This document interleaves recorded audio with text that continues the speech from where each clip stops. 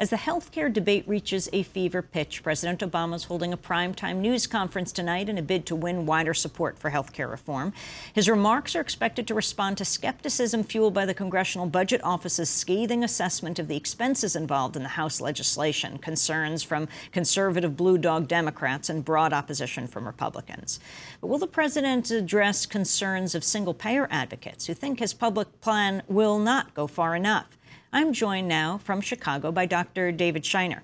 He was President Obama's doctor from 1987 until he entered the White House. He treated Obama for 22 years, but has publicly opposed Obama's health plan, calling for single-payer.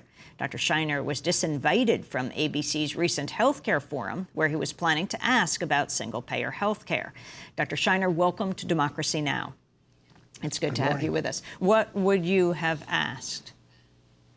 I would have asked about single payer insofar as we already have one that works, and why we just couldn't have universal Medicare and eliminate the insurance companies, which are causing incredible costs and havoc on the system.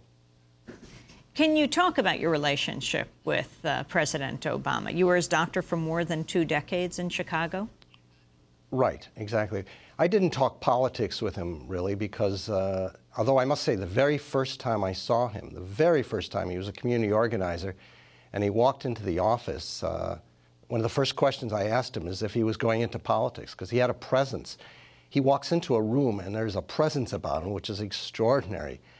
And I think about 10 or 15 years ago, a friend of mine from Florida called me and told me I had said I had a patient that I thought could be president of the United States someday, and there was something about him, and there still is. He's an incredible man, and we had a very good relationship. It wasn't a close relationship, personal relationship, but we saw each other often, and for minor problems. He was in superb health.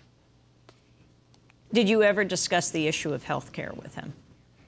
The only thing that I ever discussed with him was the question of malpractice and tort reform. And the response was somewhat negative, as it was when he spoke to the AMA. You are the partner of Quentin Young, well-known advocate of single-payer. We've had him on the program a number of times. He was the former head of the American Public Health Association. Oh, yes. A close friend, and I have to say my mentor, and influenced my life in innumerable ways. I owe a great deal to him. So can you tell us about the plan that is presented by the House and whether or not you support it? The problem overwhelmingly is the issue, in my mind, of the private insurance companies being a part of the program. Their record has been so abominable that to have them in the program just doesn't make sense. Ezekiel Emanuel, Rahm's brother, made a comment in the Journal of the AMA that just the administration costs of employers' health is over $300 billion a year. And that money will still be wasted. There'll probably be even more advertising. The huge CEO salaries will continue to be made. I think the head of Aetna makes $23 million a year. Insurance companies repeatedly interfere with the care of patients. The opponents of health reform keep saying that if the government gets into medicine, you won't have a choice of your doctor, you won't have the choice of your hospital, your care will be restricted. I don't know where they got Medicare. If anything is too permissive, Medicare never gets in my way. But insurance companies, I have to use special labs. I can use certain hospitals for one person. I can't use them for another.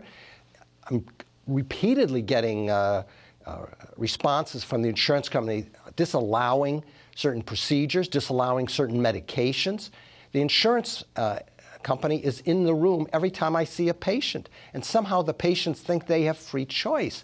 Medicare gives them free choice. They will have their choice of doctor. They will have their choice of treatment. With private insurance, that will not be the case. It's an extraordinary waste of money. And the public, if I had a single point to make about what is going wrong with this health reform, is that the public is so uninformed. They think somehow that they get the best care in the world. We know by health statistics we're 37th.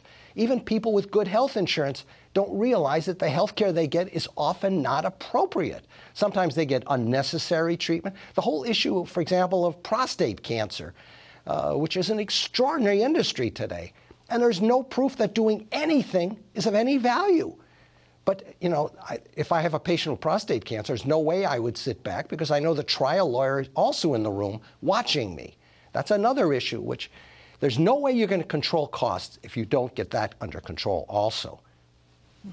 We're talking to David Shiner, who was an internist in Chicago, continues to be in Hyde Park, the personal doctor of President Obama for, 22 years, from '87 till he entered the White House. Your assessment of the Health and Human Services head, Kathleen Sebelius. Well, the greatest problem I had was that prior to becoming governor of Kansas, she was a lobbyist for the trial lawyers. And that, you know, certainly makes me a little bit nervous. I think President Obama, and I think much of the media, discount the significance of defensive medicine. The New York Times had a piece on this, I think 2 or 3 weeks ago, and they say it's just a small part of healthcare. This is a major part of healthcare. We practice incredible amounts of defensive medicine, and I can tell you now that no matter what health program comes through, if they don't reform that system, defensive medicine I'm means going to be ordering tests. Pardon me? Defensive medicine means doing things in medicine to prevent getting sued. And we do this constantly, and we're going to order more tests and more tests and more tests. We do unnecessary care. Gallup poll and others show the concern of people. For people who have health care, they like their health care, which is why those who support a public plan say you got to ensure that you're telling people they can keep the health care if they like it. How do you answer that, Dr. Shiner? Well, they'll get more freedom under Medicare. The insurance companies, there's no question, they restrict care.